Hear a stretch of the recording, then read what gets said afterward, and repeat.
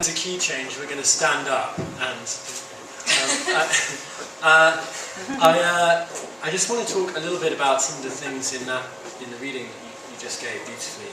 I was going to do a reading, but you did such a beautiful Australian accent. I'm just worried mine's going to sound like Dr. Carl Kennedy or something. So, that's what I was going for. Yeah. There's that phrase just when she's having a shower, the currawong and the galah, who, for those of you who don't know, are birds, the blood-thick beat of them. And I think that is a phrase that I come back to when I think of your work, when I think of Evie's work, because there's something in the quality of that idea of something being charged with the body and something being charged with the family. I think those are themes that sort of run through your work, and that bodily secrets and the way that those things are told, revealed to us through our bodies and through the world around us. And the incredible stillness, even though that's a really dramatic piece because of this kind of really frightening eye that's seeing into someone and seeing into a part of ourselves that we don't want to recognise at first. Often in your work, I think you find this drama in stillness and unpack or show us how terrifying a still moment can be. I think you kind of jokingly described your first novel, After the Fire, Still Small Voice, as a thriller in which men do nothing. But I think often that's the most scary thing. I just wanted to read a very short section from the new novel, which I think of as incredibly powerful, partly through the virtue of the fact that very little happens. But I fell asleep because I woke up from a dream where I saw myself opening the bathroom door and finding all of my sheep in there, looking silently back at me. There was no colour or light in the sky, so it wasn't past 5. There was something sick in the air, like someone had lit a scented candle to mask a bad smell. The house was still. Dog stood by the closed door, looking at the space underneath, his hackles up and his legs straight and stiff, his tail rigid, pointing down, and then one creak on the ceiling, like someone walked there. I held my breath and listened, past the blood thumping in my ears. It was quiet, and I pulled my covers up under my chin. The streets chafed loudly against themselves. Dogs stayed fixed on the door. A small growl escaped him. It's incredibly tense. I find that really tense, and I wonder how you write about stillness like that and live in Peckham at the same time. It sounds and is when you write, is that a direction of travel that you want to get to? That observing the moment and seeing the drama in the small. Yeah, I suppose it sounds a bit trite, but the calm before the storm is always kind of interesting. And then the title of my first book, After the Fire, Still Small Voice. I'm interested in there's the big loud stuff that happens with war, and there's the big loud stuff that happens with the drama of the terrible things that can happen to people, and really the work starts in the space afterwards when you have yourself to as a you're the person who knows what's happened, and you're the person who has to live with your own voice and kind of find a way of living if you've got some sort of bad drama in the past. I think my starting point for this book was there's been a film a little while ago, quite a long time ago now, with Kate Winslet called Beautiful Creatures. Is that the right one? Yeah, I think so. And it's based on a real murder that happened in New Zealand, where these two 15, 16-year-old girls murdered the mother with a rock of one of them because they were kind of having a sort of weird sort of fantasy. You know how girls can get sort of entwined with each other at sort of certain ages, and they were really intensely kind of involved in this friendship. I don't know whether they were lovers or whatever, but they were kind of really into each other, and their parents seemed like they were going to separate them because they were worried that something untoward was going on, and it was the 50s and it wasn't alright, and so they bludgeoned to death one of their mums, and because they were so young, they didn't get sent to jail, nothing like that happened. they were made to promise that they wouldn't contact each other ever again. And you know, they're both living now, and they both live in the UK, and one of them lives on a small island somewhere, and one of them, but they both, one of them's actually a published writer. She's an author, and she kind of... She's called Evie Wyld. Yeah, yeah, listening. And she says on her, I can't remember her name, it's awful, but she says on her Wikipedia page, as the sort of thumbs up exciting, she's like, I'm actually a murderer. But they're both... Sort of the OJ style thing. Yeah. They're both fiercely religious, and I suppose I'm interested in what happens if you don't have someone to forgive you, if you don't have, you know, because even if there's not a person to forgive you, some people find something else. You get a lot of murders in jails, kind of being born again and that sort of thing. Yeah. If you can't make yourself believe in that, then there's a quietness and a stillness, and that is where I sort of set that. There's something quite haunting about the privacy of adolescence, or maybe the privacy is not quite the right word, but that hidden world of adolescence that comes back. And in this book, it's interesting because she actually goes towards that, not away from it. And you know, you've pointed her straight back into the sort of eye of that storm. Maybe eye is a bit too on the nose. I was going to say on the nose there. Eye is too on the nose. Here a week.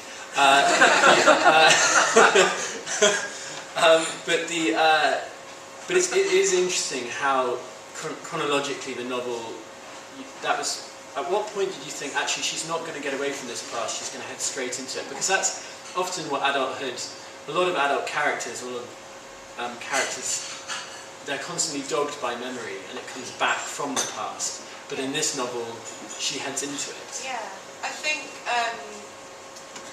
I'd written about 50,000, 60,000 words, and it was, I kind of knew what happened in the whole arc of the story, but there was something that was lacking in the structure, and I just found like kind of folding it over meant that there was this tension. But I also think it's, you know, quite by luck really. In doing that, it kind of has the effect of, you know, her most recent memories come first. So she's kind of, the whole time she's sort of living on this little island, and something is killing her sheep. She's living on her own, and she's trying to work out if it's a wild animal or if there's somebody who's got a vendetta against her. And in doing that, she's trying to remember. She's sort of thinking about bad things that happened in her past. And I think the nature of memories, especially the ones that we don't feel comfortable about, is that you want them down, and you're kind of like. So what sort of happens in the structure is she goes back in sort of stages, and it's like 2 steps forward, 3 steps back. So that was kind of what I was after once I kind of found that rhythm. That, you know, there are things we all don't like to think about that are in our brains, we can't get away from them, and it's all the layers that we put on top of them to stop ourselves from having to deal with them. And often it's the ones that are furthest from us in time that loom the largest. Yeah. I thought what's interesting about that passage, and there's another bit in the book where you describe a field of sheep as a field of ghosts.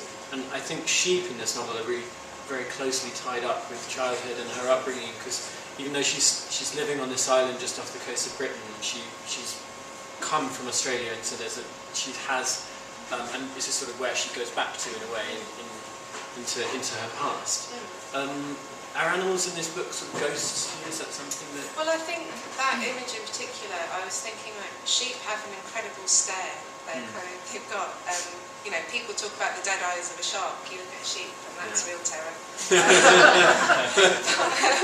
So I was kind of imagining, like, you know, sheep sort of standing in for, because they're kind of weirdly mute, even though they make quite a lot of noise. They are kind of blank and mute, and I was kind of thinking almost of them on the hill being ghosts as being characters from her past, kind of just.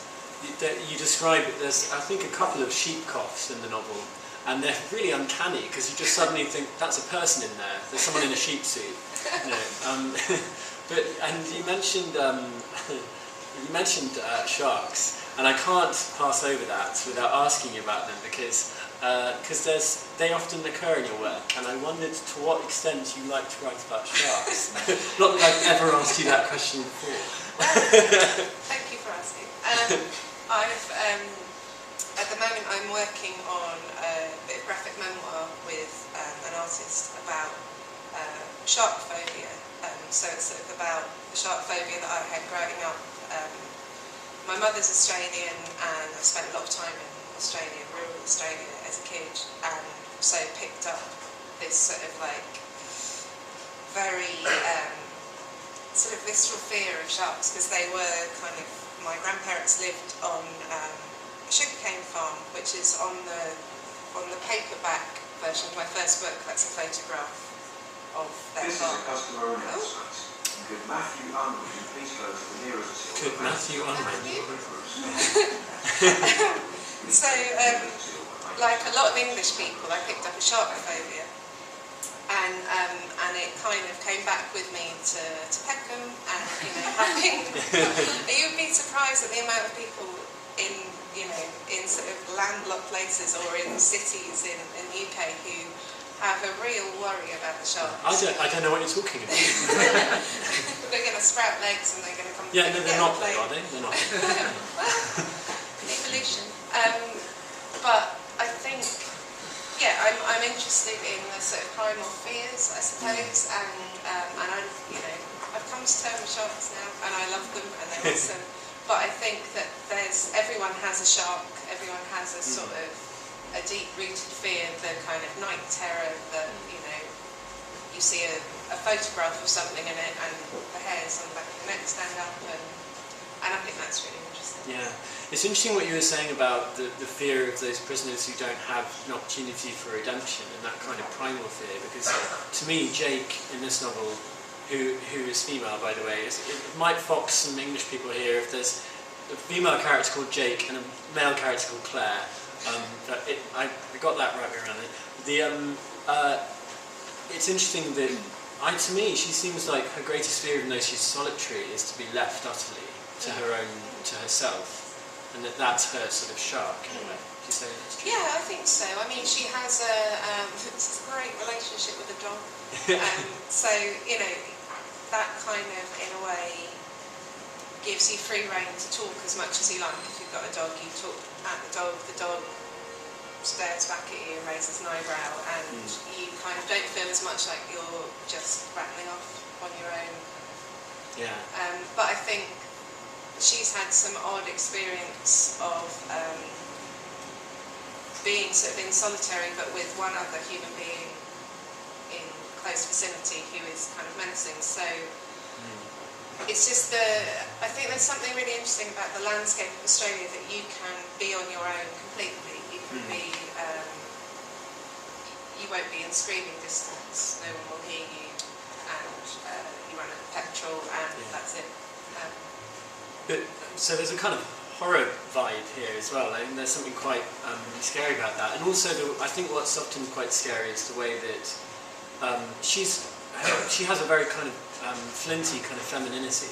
It's very kind of squished down because she's had to basically behave like a man, or in many ways she does behave like a man. Are you? Because the first book was very much from a male perspective, and very uncannily. When I met you, I expected you to be 6'5" with much more stubble, and but this is But then you're switching to the. Is there something about writing your own gender that has given you? Has that been an interesting experience, or do you feel that there's a? Well, I feel quite strongly that women are very much like men. We just works the other way. Yeah. So, but I think it's just with the first book, I got a lot of questions about, how on earth did you get inside the amazing kind of convoluted, eccentric world of the man? And it's just like, I know some. I know some of those guys, and also I know some women, and so I suppose it was in a way it was harder writing as a woman just because there's more of a kind of personal worry that it will sound like you're writing your memoir. I mean, right. And is it in a way that it's similar to writing about a place that's further from you, might be in some ways clarifying? Or... Yeah, I think, so I write between Australia and the UK, and find it very hard to write about the UK when I'm here. And I get the urge when I'm in Australia to write about home, but and over here I always sort of my first place to write from is Australia, and I think that has something to do with having the reality of a place in front of you and getting bogged down in making them the same, which is a bit like over researching something, it just stops you writing. And so yeah, sort of early memories, childhood memories are the ones that kind of get me writing initially, and a lot of the important ones that I feel are more kind of more interesting and more colourful are in Australia. So I start from there, and yeah. Talking about colourful, your book is going to be discussed this evening on the review show, which is very exciting.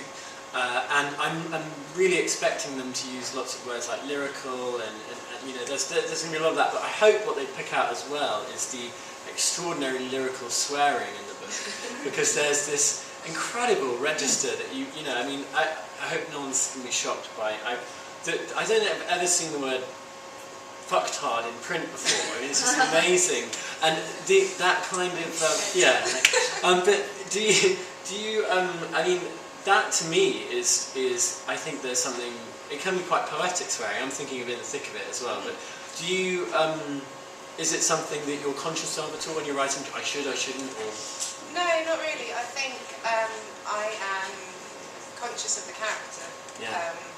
And I'm sure fucktard is offensive on so many different levels. But I don't know. That I got an email once from someone who'd read the first book, and it was about 500 words long of just fury about the language. Which I really didn't think was that bad. I mean, kind of liked it. I mean, I think she was upset because as she wrote it, I used the C word, and I can't actually remember. I don't remember making the conscious decision to kind of use that word. So for me, if it's in there because that's what the character said. Yeah. So that's how that kind of swearing comes about. I mean, my Australian family are farmers, and they are PC. Absolutely, absolutely PC. Yeah, no, they say what the hell they like. Yeah. and that's kind of and that kind of, I don't know. I do feel like characters swear, and that's all right. The only thing I found truly shocking in the book, and you know this, is that there's a scene when there's a sex scene in which two characters are on a large bed that's banging against a wall, and suddenly a picture frame is dislodged, and a nest of huntsman spiders suddenly sort of comes out from behind there, and I actually just dropped the book at that point. I was like, oh my god! And I'm just sort of wanted to put that out there in public so that you knew I was shocked by it. I'm not sure if there's a question. Okay. It feels like advice for the future. But I think, but to have a physical response. No, that's awesome. I'm very pleased. But I think for me that's a sort of jokey scene. That's fun, and it's based on my grandfather was a member of the Rotary Club and had. I'm so terrified about what you. Don't worry, it's not a sex scene. Had to have these sort of Rotary teas that my grandmother, who was a very solitary person, didn't enjoy the company of others, especially other kind of blousy women in kind of floral dresses with a handbag. License bouquet. Yeah, exactly. And she had to give this afternoon tea in the sort of height of summer in Australia on a farm, sort of sweaty, and all these people with hats turned up, and they were having like scones and tea and stuff. And then these spiders hatched from behind a painting and just covered the wall, and everyone left. That is a great note to end on, I think. I'm sorry we've run out of time. If you want to come join us for a quick drink afterwards, please do. Can I just thank Lies League again? You guys are amazing. Thank you so much for the readings. There's flyers here about what they do, so do check those out if you're interested. And thank you so much to Evie Wyld. You're amazing. Thank you.